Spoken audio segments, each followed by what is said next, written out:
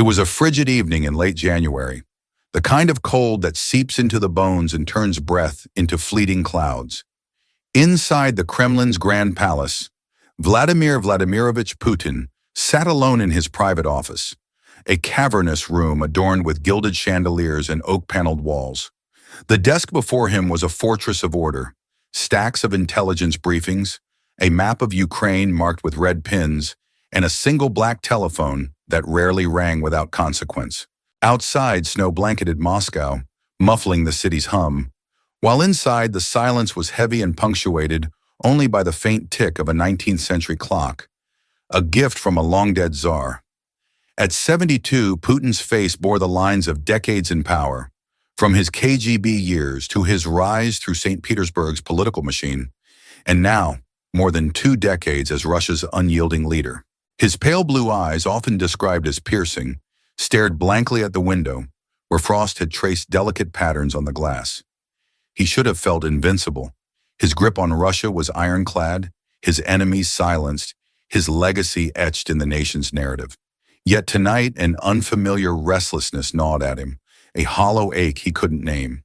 Despite the grandeur of the Kremlin, it felt like a tomb. He stood abruptly, the chair scraping against the polished floor, and moved to a wardrobe hidden behind a portrait of Peter the Great. From it, he pulled a plain gray overcoat, wool, unremarkable, the kind a pensioner might wear, and a fur ushanka hat with its flaps tied up.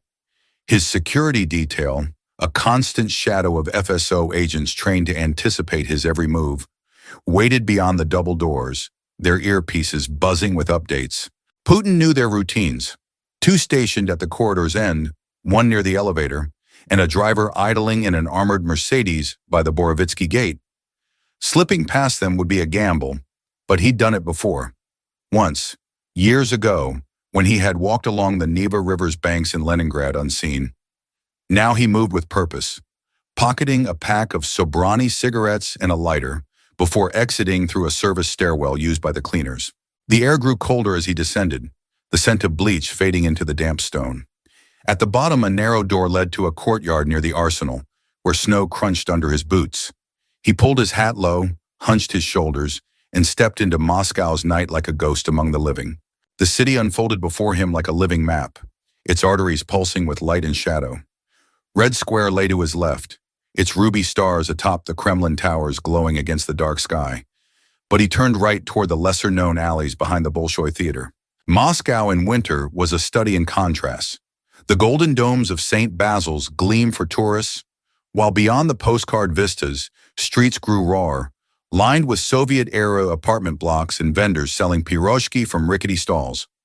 The temperature hovered around -15 degrees Celsius, and the wind whipped through Zaryaye Park, rattling bare birch trees. Putin walked with the steady gait of a man trained in discipline. His judo years had left him compact and controlled. But his eyes darted, taking in details he rarely saw from his motorcade. A babushka counting coins for bread, a group of Tajik migrants shoveling snow, and near a shuttered kiosk, a cluster of figures wrapped in blankets, their faces obscured by hoods. He felt a strange pull, not of duty, but of curiosity, a desire to see what lay beyond the sanitized reports on his desk. He stopped at an alley off Tverskaya Street, where the neon glow of a 24-hour apteka cast a faint blue sheen on the snow. There, beneath a rusted awning, sat a man alone, his silhouette framed by a small makeshift fire burning in a metal can. The flames flickered, illuminating hands roughened by time as they clutched a stick to stir the embers. A tattered blanket hung over his shoulders, and beside him lay a plastic bag stuffed with clothes, its edges frayed. Putin hesitated, then stepped closer, his footsteps masked by the falling snow. The man looked up, perhaps in his 50s, though hardship had made him seem older, his face gaunt, his cheekbones sharp beneath a scruffy graying beard. Dark eyes met Putin's, wary but not hostile, and a soft, mournful hum escaped his lips, a melody that tugged at memories. Putin recognized it immediately, a Ukrainian folk song, Oi u Lucy Chervona Kalina, once sung by villagers along the Dnipro River. The irony was not lost on him. Here in the heart of Moscow, a piece of Ukraine lingered, defiant in its quiet resilience. "Cold night," Putin said. his voice low as he tested the waters.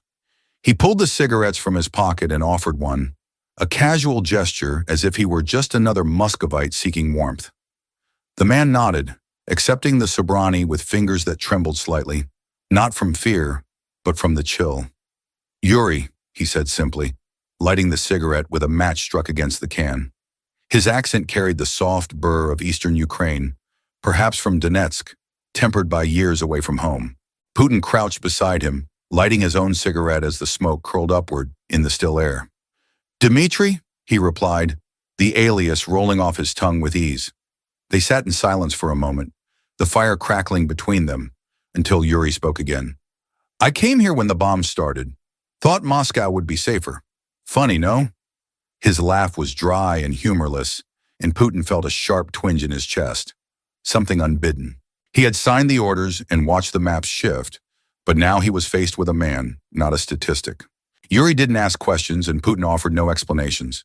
Instead, Yuri talked of a wife buried under rubble in Mariupol and of a daughter he hadn't seen since 2014, when she fled west with a cousin. "Oksana," he said, the name almost a prayer. "She was 19 then, good with numbers, wanted to be an engineer." His voice broke, masked by a long drag on his cigarette. Putin listened as the weight of Yuri's words settled like stones. He knew the toll of the Donbass conflict, hundreds of thousands displaced, towns reduced to ash. But hearing it from this man, crouched in an alley 1,500 kilometers from the front, made it real in a way that sterile briefings never could. "You don't blame anyone?" Putin asked, careful to keep his tone neutral. Yuri shrugged. "Blame keeps you warm for a night, then it's just cold again."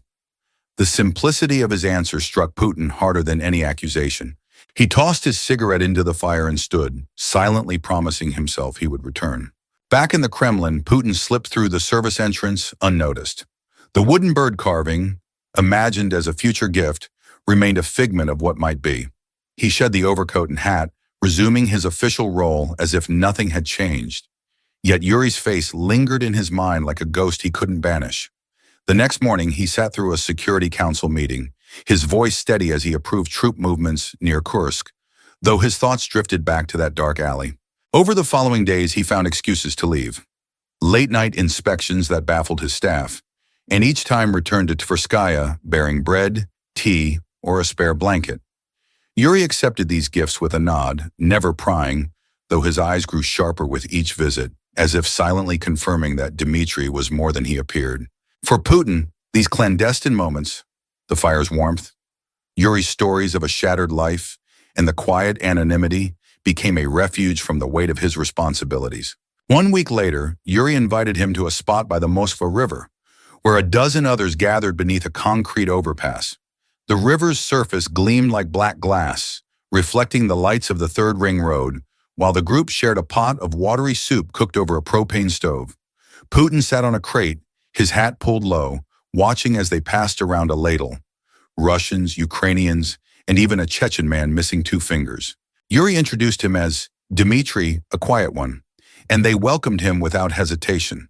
Their laughter, rough but genuine, filled the night. A woman named Lena, her face scarred from frostbite, offered him a spoonful, and he accepted it. The broth was thin but warm. For an hour he became part of their world, a world he had never truly known despite his power. When a drunk stumbled over, shouting slurs about filthy refugees, Putin rose instinctively, his voice cutting through the night. "Leave." The man froze, then fled, and Yuri watched him with a faint, knowing smile. Back in his office, Putin locked the door and opened a drawer, imagining where he would keep a carving from Yuri, if such a token existed. The encounter under the bridge had shifted something inside him, a crack in the armor he had built since the days of Dresden, when he burned files as the Berlin Wall fell. He had constructed a Russia of strength and order. Yet what of these people, so often rendered invisible by his decrees? The next night he returned to find Yuri alone, looking weaker and coughing into his sleeve. "Winter's a bastard," Yuri muttered, and Putin pressed a thermos of tea into his hands. "Tell me about Oksana," he said, needing to hear more. Yuri's eyes softened as he replied, "She loved bridges, drawing them, crossing them. She said they connected what was broken." Putin nodded, filing that detail away as the seed of a plan. He left that night with a promise to himself, if not to Yuri, that he would find a way to help, even if it meant bending the very world he had created. Days blurred into routine, meetings with Rosneft executives, calls with Lukashenko, a televised address on state TV, yet Putin's thoughts remained with Yuri. Gradually, he began to act, rerouting a small budget line from the Moscow mayor's office to fund a shelter near Tverskaya, all under the guise of infrastructure maintenance. He enlisted an old FSB contact, Alexei, to arrange a doctor's visit for Yuri under the cover of a charity drive, ensuring no one could trace it back to him. Unaware of the strings behind it all, Yuri thanked Dmitry for the medicine that eased his cough, and Putin felt a flicker of something unfamiliar, pride perhaps, or relief. But the secrecy weighed on him. Each trip risked exposure. Every lie to his staff grew thinner. On one snowy Thursday, as he slipped out again, a guard's flashlight swept the courtyard, narrowly missing him. He pressed on, the stakes rising with every step. The alley off Tverskaya had become a ritual, a hidden corner where the opulence of the Kremlin faded into the raw reality of Moscow's underbelly. That Thursday night, snow fell in relentless sheets, piling against brick walls and dimming the Apteka's blue glow. Yuri sat huddled by his fire, his blanket drawn tight, his cough sharper despite the medicine. Putin arrived bearing a loaf of rye bread and a jar of pickled herring, reminders of his own Leningrad childhood, and crouched beside him as the biting wind cut through his coat. "You're stubborn, Dmitry," Yuri rasped as he tore off a piece of bread with trembling hands. "Most people don't come back." Putin merely shrugged, concealing the turmoil beneath his calm exterior. He had spent the day approving a major gas pipeline deal with China, a deal worth billions, yet here he was, bartering warmth with a man who owned nothing. Yuri's quiet gratitude settled in Putin's chest like a heavy, immovable stone, painful, yet strangely comforting. He stayed longer than usual, listening as Yuri recalled a memory of Oksana building a snowman in Donetsk, her laughter echoing down a war-silent street. As he left, the near miss with the guard lingered in his mind like a warning he could not ignore. The Kremlin loomed larger the next morning, its red brick walls a fortress against the world from which Putin had momentarily escaped. He attended a briefing with Defense Minister Shoigu, nodding at updates on drone strikes near Belgorod, yet his thoughts drifted to Yuri's snowman story. Oksana's small hands shaping something fragile in a place he had helped shatter. By noon, that restlessness surged again, and he slipped out during a lull. This time through a back gate near the Alexander Garden, where tourists snapped photos of the eternal flame. The walk to the alley took about 20 minutes, and when he arrived, he found Yuri was not alone. A thin, weathered woman knelt beside him, her coat patched with duct tape. "Lena," Yuri introduced, his voice softer than before. She had brought a thermos of borscht, its steam rising in the cold air, and offered Putin a sip with a shy smile. He accepted. The tang of beet was sharp on his tongue, a taste of a Russia he rarely savored. Lena spoke little, yet her presence carried unspoken stories of loss and survival.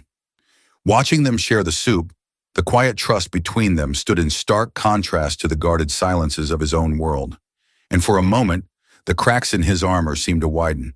By the time Putin returned to the Kremlin that afternoon, the snow had thickened, clinging to his coat like a second skin as he slipped back through the Alexander Garden gate.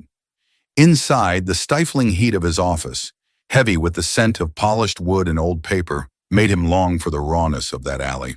He shed his disguise and resumed his official role, signing a decree to bolster Arctic military bases. Yet Lena's borscht lingered on his palate, a stubborn reminder of the human stories beyond the state's machinery. That night, unable to sleep in his Spartan bedroom, a single bed, a small photo of his mother Maria on the nightstand, the walls seemed to close in. Rising at 3 a.m., he paced the corridor past portraits of Lenin and Stalin, their stern gazes a silent rebuke. Yuri's world had begun to haunt him, not only the man himself, but also the countless others beneath overpasses, their lives a tapestry of loss that he had never woven into his vision of Russia. Stopping at a window overlooking the Moskva River, its icy surface glinting under sodium lights, he wondered how many more Yuris huddled out there, unseen by the state he had built. The next evening, Putin took a calculated risk. He informed his security chief, Viktor Zolotov, that he would be reviewing classified files in his office, alone, and locked the door behind him. Instead of staying inside, he exited once more through the service stairwell, this time carrying a small satchel, a loaf of bread, a tin of sprats, and a wool scarf he'd found in a drawer, its tag still bearing a St. Petersburg shop's logo. The alley was quieter that night, the apteka's light flickering as if nearing its end. Yuri sat alone, his fire reduced to embers, and his cough a wet rattle that made Putin wince. "You're late, Dmitri," Yuri teased, his voice frail but warm. Putin handed him the scarf, watching as Yuri wrapped it around his neck with a murmur of thanks. They shared the sprats, a meager feast of oily fish, and Yuri spoke of Donetsk before the war, its coal mines, its perpetually gray skies, the comforting smell of bread from his wife's oven. Putin listened intently, the details painting a life he had never known, a life his decisions had helped erase. "Have you ever thought of going back?" he asked gently. Yuri shook his head. "Back to what? Ghosts?" Under the overpass the following night, the group had grown to 15. Their faces were lit by the blue flame of a propane stove. Lena was there again, ladling out a thin gruel of buckwheat and potatoes, while a young man with a missing ear strummed a battered guitar, the notes of Katyusha drifting into the cold. Putin sat on a crate, his hat pulled low, feeling the rhythm seep into him. A song from his childhood, sung by his father after the war. Yuri nudged him, offering a cracked mug of tea, and whispered, "You fit here, Dmitri. Strange, no?" Putin grunted and took a sip, though the words lingered in his mind. He watched as Lena tenderly cared for an old man with frostbitten toes, her rough hands surprisingly gentle, and felt a pang, perhaps envy, for the shared burdens they carried. When a drunk returned, louder this time, Putin stood once more, his presence a quiet thunder that sent the man stumbling away. The group clapped, half-jokingly, and Yuri's eyes lingered on him, brimming with unspoken questions. Putin turned away, the weight of their trust pressing on him. Back in the Kremlin, the stakes grew higher. At dawn, Alexei, his FSB contact, called with a warning. Someone had seen a man in a gray coat near Tverskaya far too often to be mere coincidence. "Your drivers are asking questions, Vladimir Vladimirovich," Alexei said in a clipped tone. Putin dismissed it, claiming his late-night walks helped clear his mind, though even he knew the excuse was thin. He spent the day in a fog, meeting with Patriarch Kirill to bless a new cathedral while his mind remained elsewhere. That night he returned to Yuri with a heavier load, a thermos of beef stew pilfered from the Kremlin kitchen under the guise of a late supper. Yuri accepted it with a grin, sharing it with Lena, who had joined him again. "You're spoiling us," she remarked, and Putin forced a smile, the irony bitter. He could fund armies, yet struggled to feed a few souls. Yuri's cough grew worse, a few flecks of blood appearing on his sleeve, and Putin's resolve hardened. He would get Yuri to a doctor, no matter the cost. As he left, Yuri pressed a small object into his hand, a wooden bird, crudely carved from a splintered plank. "For listening," Yuri said quietly, and Putin clutched it, rendered speechless. The carved bird later sat hidden in a drawer beneath stacks of Gazprom contracts. During a call with President Erdogan, Putin found himself tracing its uneven wings, remembering how similar carvings had once comforted soldiers in Chechnya. Now it tethered him to Yuri, a fragile link he could not sever. Acting quickly, he contacted Alexei again with sharper determination. "Find me a clinic, discreet, cash only." By evening, a doctor met Yuri near the alley, diagnosed him with pneumonia, and prescribed antibiotics, all arranged through a shell charity funded from one of Putin's old slush funds. The next night, Yuri thanked Dmitri, his breathing easing, and for a brief moment, Putin felt a surge of relief, but the secrecy was beginning to fray. After a cabinet meeting, Zolotov cornered him with narrowed eyes. "You're slipping out too often. We're not blind." Putin met his gaze with ice in his voice. "Mind your place." The threat worked for now, but the clock was ticking. The overpass became a refuge, a sliver of Moscow where Putin could shed his title and simply be. One night, the group shared cheap, harsh vodka poured from a plastic bottle, and Yuri toasted, "Dmitri, our shadow guardian." Putin drank, the burn grounding him, and listened as they traded stories. Lena's escape from Grozny, the Chechen's lost farm, and Yuri's last night with Oksana before she vanished. She'd be 30 now, Yuri said, staring into the fire. Maybe a mother, maybe dead. Suffer, Putin's jaw tightened. 30 was the age of his eldest daughter, Maria, who was safe in a dacha near Sochi. The parallel stung, and he asked, where would she go? Yuri shrugged. West, maybe Poland. She was too smart to stay. Putin filed that away as the seed of a plan. He left that night with the wooden bird in his pocket, its rough edges pressing into his palm, a reminder of what he might not undo but could still mend. As Putin's absences grew bolder, the rhythm at the Kremlin faltered. He delegated a Roscosmos launch to Medvedev, citing fatigue, and slipped out again, this time with a thicker coat and a determined plan. An old Soviet building near Tverskaya, now repurposed as a shelter for the homeless, received an anonymous donation of 500,000 rubles, enough for beds and a heating upgrade. From a distance, Putin watched as Yuri moved into the shelter. His cough gradually faded under proper care. Dmitry began visiting less often, citing work.